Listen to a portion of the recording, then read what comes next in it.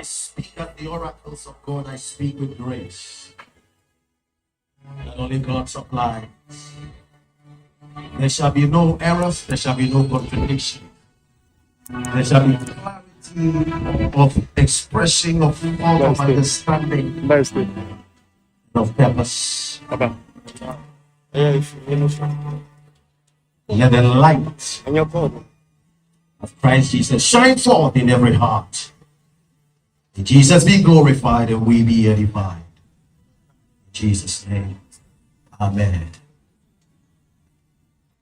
Apostle Paul says in Philippians chapter 1 verse 19 to 21, he says, for I know and turn out my deliverance through your prayer and the supply of the Spirit of Jesus Christ, and the hope that in nothing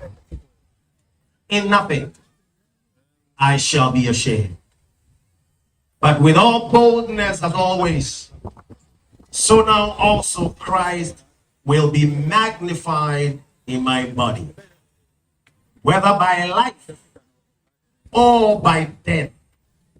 21, it's very profound. For me to live is Christ, and to die is gain. Switch it. As I read this, and it looks so profound, and it feels